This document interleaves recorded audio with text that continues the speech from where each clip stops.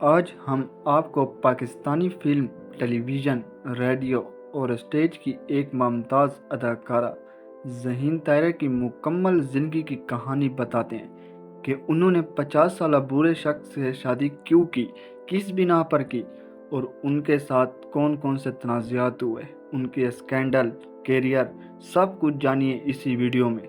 اگر آپ لوگوں نے ابھی تک ہمارے یوٹیوب چینل کو سبسکرائب نہیں کیا تو سبسکرائب بھی کر دیں، اس ویڈیو کو لائک بھی کر دیں اور اس ویڈیو کا لنک آگے دوستوں کے ساتھ شیئر بھی کر دیں۔ ذہین طاہرہ پاکستانی فلم، ٹیلی ویژن، ریڈیو اور اسٹیج کی ایک ممتاز اداکارہ، پروڈیوسر اور ڈائریکٹر تھی۔ ان کا اصل نام ذہین طاہرہ تھا اور وہ 1931 میں برطانوی ہندوستان کے شہر لکھنؤ میں پیدا ہوئیں۔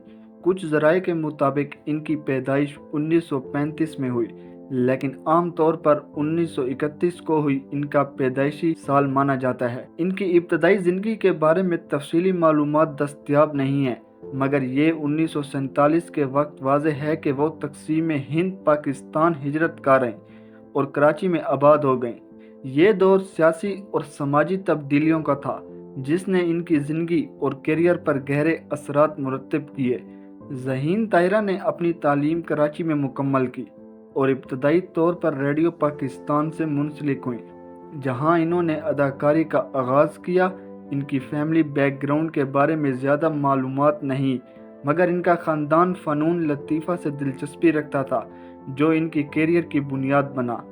ذہین طاہرہ کی شخصیت ہمیشہ سے مضبوط اور باوقار رہی۔ وہ ایک ایسی اداکارہ تھی جو کرداروں کی گہرائی کو سمجھتی تھی اور انہیں حقیقی زندگی کی عکاسی دیتی تھی۔ ان کی ابتدائی زندگی غربت اور جدوجہد سے بھری ہوئی تھی، جو بعد میں ان کی اداکاری میں جھلکتی رہی۔ تقسیم ہند کے بعد پاکستان آنے پر انہیں نئی زندگی کا سامنا کرنا پڑا، جہاں انہوں نے فن کی دنیا میں قدم رکھا۔ ان کی شادی ہوئی اور ان کے 2 بچے تھے، جن میں سے ایک بیٹا کامران خان تھا۔ شوہر کی وفات کے بعد انہوں نے اپنے بچوں کی ذمہ داری اٹھائی اور اداکاری کو جاری رکھا۔ ذہین طاہرہ کی زندگی ایک جدوجہد کی داستان تھی، جو ان کی اداکاری میں بھی نظر آتی تھی۔ وہ ہمیشہ کہتی تھی کہ فن میری زندگی کا حصہ ہے جو مجھے زندہ رکھتا ہے۔ ان کی ابتدائی زندگی نے انہیں مضبوط بنایا، جو بعد میں ان کے کیریئر کی بنیاد بنی۔ ذہین طاہرہ کا کیریئر 1956 میں ریڈیو پاکستان سے شروع ہوا۔ اس وقت ریڈیو پاکستان کی اہم ترین نشریاتی میڈیم تھی، جہاں فنکار اپنی آواز سے لوگوں تک پہنچتے تھے۔ ذہین طاہرہ نے ریڈیو ڈراموں میں کام کیا، جہاں ان کی آواز کی گہرائی اور جذبات کی شدت نے انہیں فوری شہرت دی۔ ریڈیو پاکستان کراچی سینٹر ان کا کام کا مرکز تھا، جہاں انہوں نے متعدد ڈراموں اور پروگراموں میں حصہ لیا۔ ریڈیو کے دور میں جب ٹیلی ویژن ابھی نئی چیز تھی، ذہین طاہرہ کی اداکاری نے سننے والوں کو مسحور کر دیا۔ انہوں نے ریڈیو ڈراموں میں ماؤں بہنوں اور مضبوط عورتوں کے کردار ادا کیے، جو سماجی مسائل پر مبنی ہوتے تھے۔ ریڈیو پاکستان میں ان کا کام تقریباً 10 سال تک جاری رہا، جہاں انہوں نے 300 سے زائد ریڈیو پروگراموں میں حصہ لیا۔ اس دور میں ریڈیو فنکاروں کی اہمیت بہت زیادہ تھی اور ذہین طاہرہ نے اپنی آواز سے سماجی شعور اجاگر کیا۔ ان کی مشہور ریڈیو ڈراموں میں سے کچھ ایسے تھے جو خاندانی اقدار اور معاشرتی مسائل پر روشنی ڈالتے تھے۔ ریڈیو نے انہیں قومی سطح پر پہچان دی اور یہ ان کی ٹیلی ویژن کیریئر کی بنیاد بنا۔ ذہین طاہرہ ریڈیو کو اپنی تربیت کا میدان کہتی تھی، جہاں انہوں نے 1960 کی دہائی نے جذبات گہرائی سیکھی۔ جب ٹیلی ویژن کا آغاز ہوا تو انہوں نے ریڈیو چھوڑ دیا، مگر ریڈیو کی یاد ہمیشہ ان کے ساتھ رہی۔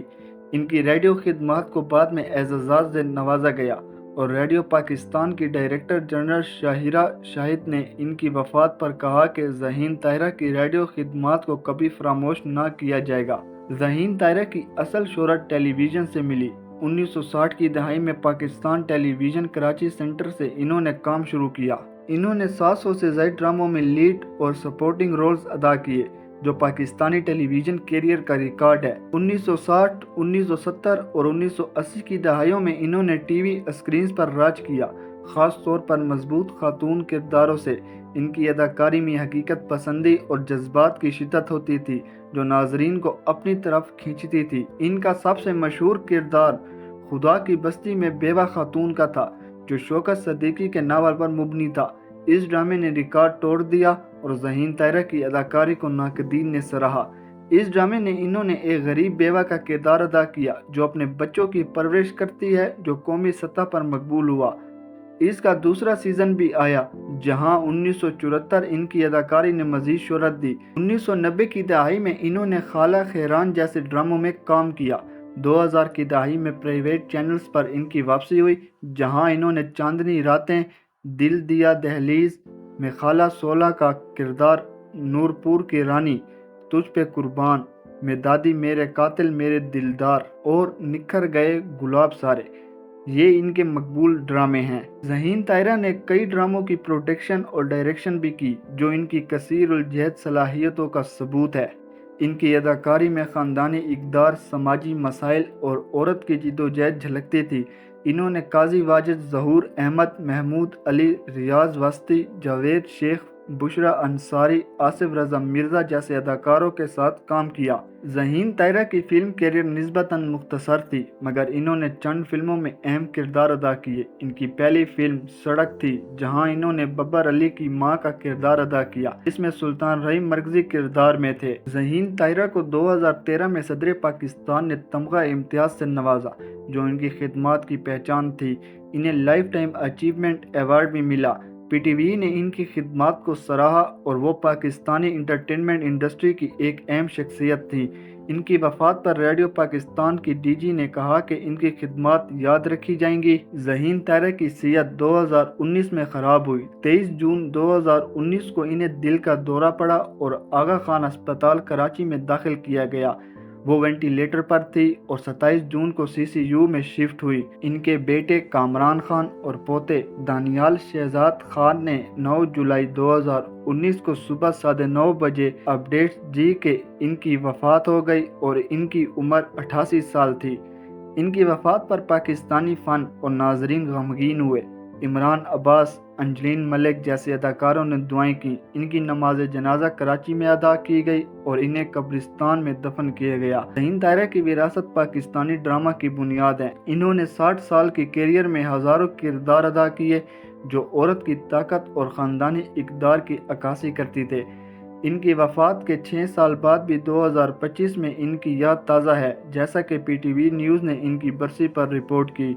इनकी फिल्मों और ड्रामों को आज भी देखा जाता है और वो नई नस्ल के लिए मिसाल हैं। ज़हीन ताहिरा की ज़िंदगी एक जिद्दोजहद और कामयाबी की कहानी है जो पाकिस्तानी फ़न की अजीम शख्सियत थी।